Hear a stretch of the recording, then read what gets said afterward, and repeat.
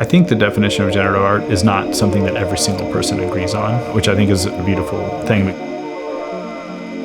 Instead of drawing a circle with a pencil or drawing a circle with a mouse, you write a line of code.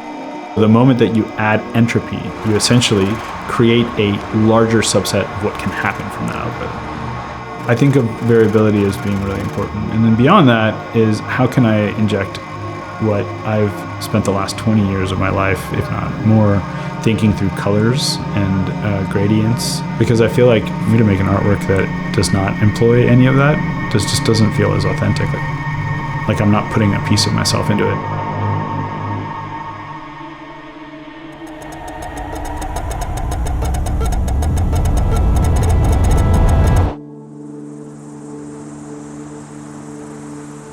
So my grandfather was an artist, and my brother at a very young age started just doing incredible things with pencils and artistic stuff. And I think that's kind of when I started to recognize what artistic talent was. Something I could never do when I was a kid was draw. Near the end of middle school and then throughout high school, I got really deep into photography.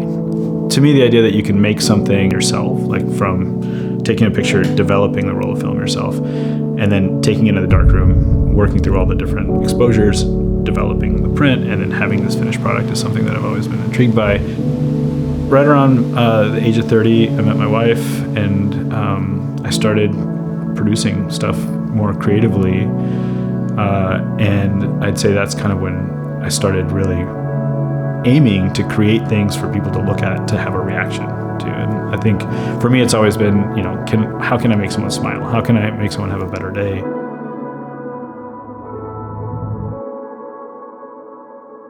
Well, the Chromie Squiggle originally was not meant to be an artwork. I mean, it was a proof of concept. I was trying desperately in 2018 to demonstrate the variability that can be extracted from, let's say, entropy, from a hash.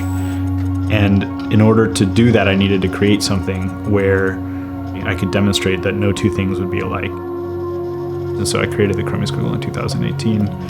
So that was kind of the first time that they made an appearance in the public. So out of 2014 of them claimed the Chromie Squiggle. And obviously it's 2018, the technology kind of hadn't really taken off.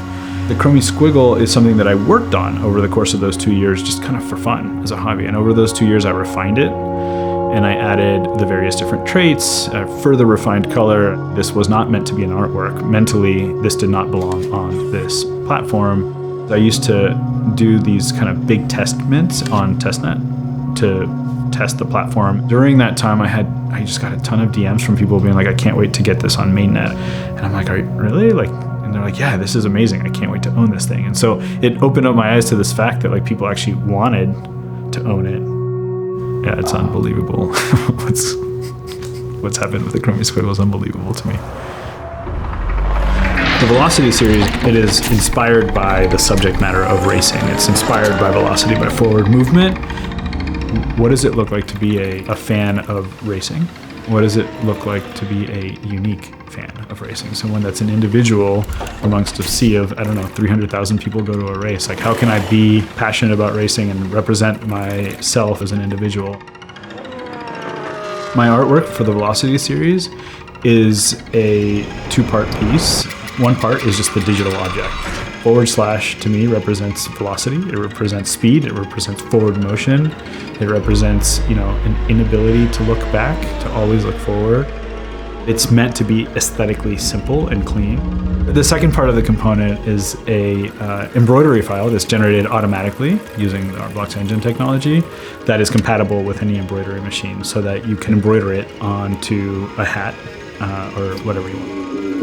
So I am a Formula One enthusiast, and I am wearing this hat, and that hat is unique to me. How do I represent that in the simplest way possible? My goal with this project is to speak to an audience and demonstrate what it is to be a unique person within a larger family. The Velocity series is here to represent individuality, where everybody has something different, but it's clearly part of the same collection.